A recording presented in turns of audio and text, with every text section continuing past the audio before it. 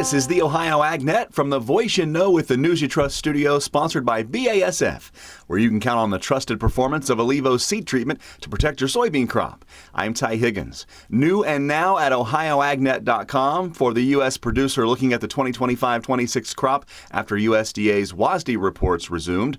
The outlook for soybeans and corn in South America still appears comfortable in the official numbers. But once you dig into weather, costs, and domestic demand, the safety margin looks much thinner than the headlines suggest. Read the latest South American update at ohioagnet.com.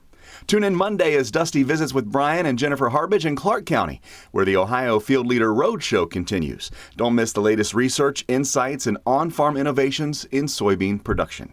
Every year, volunteer shoppers from the American Farm Bureau Federation help determine the average cost of feeding 10 people for a Thanksgiving meal. Faith Parham, an economist with AFBF, said consumers should expect some slight relief at the grocery store.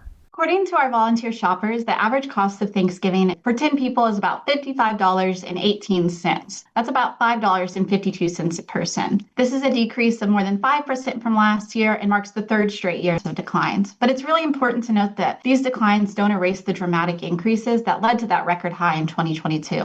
She said the basket of goods showed mixed results on price increases versus decreases. So we saw some increases in 5 of our 12 items, and that was really largely driven because of produce prices. Produce prices are typically highly volatile, and so we saw fresh produce like sweet potatoes and veggie trays increase. Half of our ingredients this year did decrease, the biggest one being turkey. So turkey is down 16%, and that's largely because the price of a frozen bird has fallen. Parham said food prices often reflect changes in the broader farm economy. On one end, it's due to commodity prices that get paid to our farmers. So for example, wheat prices were pretty low this year, so we see decreases in things like bread and stuffing. On the other end, fresh produce prices have dealt with labor struggles. They have seen increase in transportation cost. All of that increases the price of those goods. Read more about the cost of this year's Thanksgiving meal online at ohioagnet.com.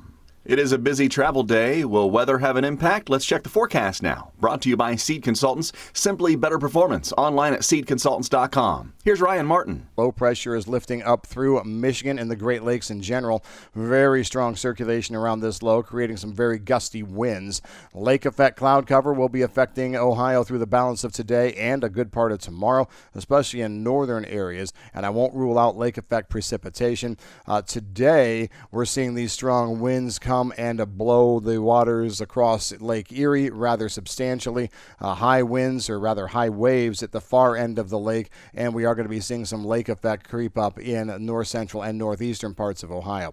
A little bit lower wind tomorrow, but still plenty of lake influence. Friday we get a little sunshine. Moisture comes back for later in the weekend. Saturday afternoon, Sunday could see snow again in many areas. I'm Ryan Martin. Thank you, Ryan. Today, mergers and acquisitions, very common in business. Increasingly, we're seeing them across various sectors in the agriculture industry.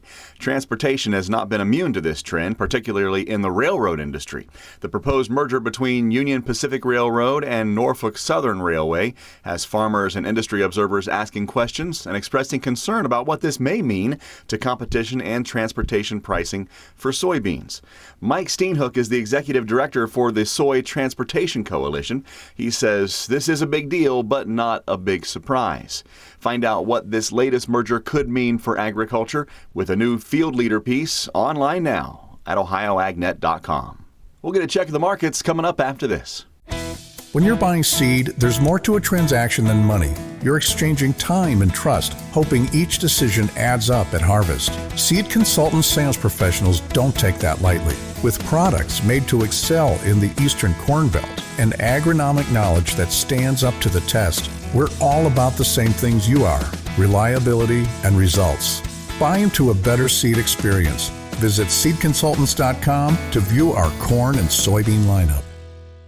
Before we get to midday numbers, let's check today's market technical indicators. Here's Ryan Metzger from Leist Mercantile. We have March 26 corn futures with the first level of support seen at $4.37 and the first level of resistance at $4.40.5. January 26 soybean futures have the first level of support at $11.18.5 and the first level of resistance at $11.29 March 26 wheat futures have the first level of support seen at $5.34.5 and the first level of resistance at $5.42.25. Please visit our website at licemercantile.com to learn more about our crop insurance, grain marketing program, and brokerage services. Thank you, Ryan. At midday, corn higher. December up 5 3/4 at $4.29 1/4. March $4.45 1/2 up by 7 1/4.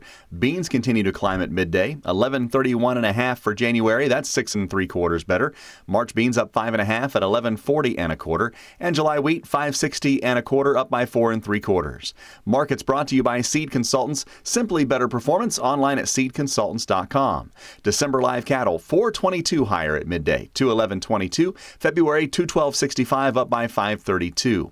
Feeder cattle for March up 7.05 at 307.92. April 306.77 up 7.37. Lean hogs for December 79.77 up 1.32. The February 80.90 up by $1.90. For the Ohio AgNet, I'm Ty Higgins. We'll see you down the road.